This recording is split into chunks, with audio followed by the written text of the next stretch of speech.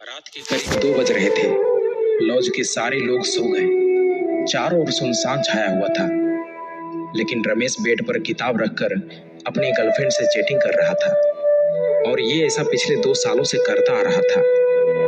रमेश के पिताजी एक रिक्शा चालक थे। कड़ी धूप में रिक्शा चलाकर अपने बेटे को कॉम्पिटिटिव एग्जाम की तैयारी के लिए पटना भेजे थे। महीने के हर एक तारीख को रमेश के पिताजी ट्यूशन फी, रूम रेंट और खाने पीने का खर्च भेजा करते थे। लेकिन एक दिन की बात है, अचानक रमेश की माँ फोन करके कहती है कि बेटा, पिताजी की तबीयत बहुत खराब हो चुकी है, तुम जल्दी से घर आ जाओ।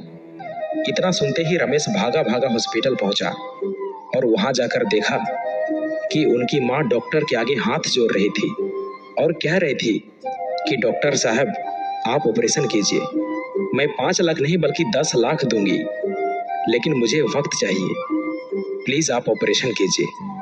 अभी मेरे पास पैसे नहीं है, मैं एक रिक्शा चालक की पत्नी हूँ। लेकिन डॉक्टर साहब हर बार एक ही बात कह रहे थे कि आपको पहले एडवांस पेमेंट करना ही होगा, तभी ऑपरेशन शुरू हो सकता है। रमेश की माँ गांव के सभी लोगों से मदद मांगी, लेकिन किसी ने भी उनकी मदद नहीं किया। ये सब देखकर रमेश की आंखों से आंसू नहीं रुक रहा था और पैसों की कमी के कारण अपने पिताजी को खो दिया। रमेश चिल्ला चिल्ला कर कहने लगा कि माँ, ये सब मेरी वजह से हुआ है, मैं उतना काबिल नहीं बन पाया जितना अभी तक मुझे बनना चाहिए था। रमेश अपने आप को कोसने लगा और कहने लगा कि काश मैं अच्छे से पढ़ाई किया होता, अच्छे से मेहनत किया होता, तो आज मेरे पास जॉब होता, कुछ कर रहा होता और मैं अपने पिताजी को बचा पाता। दोस्तों, आपके साथ कब क्या और कौन सी घटना हो जाए कुछ पता नहीं चलता, इसलिए अभी आप जो कर रहे हो, जिस काम के लिए आए हो, जो भी आपका लक्ष्य है, जो भी आपका गोल है, उसे पाने के लिए जी जान लगा दो। कोई तुम्हारी पर्सनालिटी नहीं देखेगा, कोई तुम्हारा दुख दर्द इमोशंस नहीं समझेगा। कोई पूछेगा तो बस इतना ही पूछेगा कि कमाते कितने हो।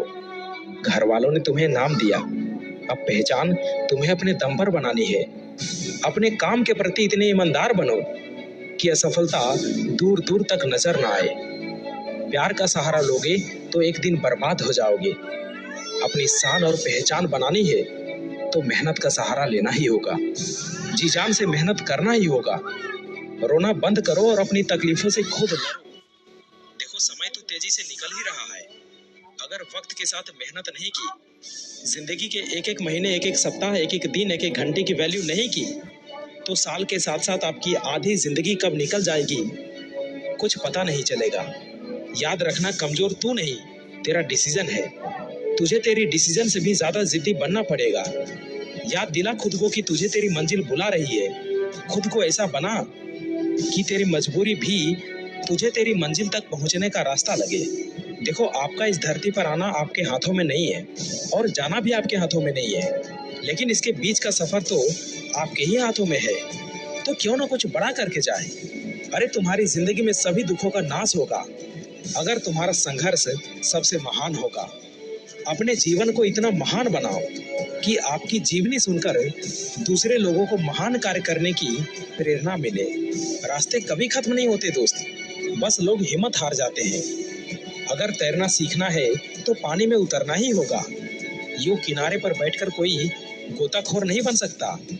सफलता तक पहुंचने का रास्ता आसान नहीं होगा।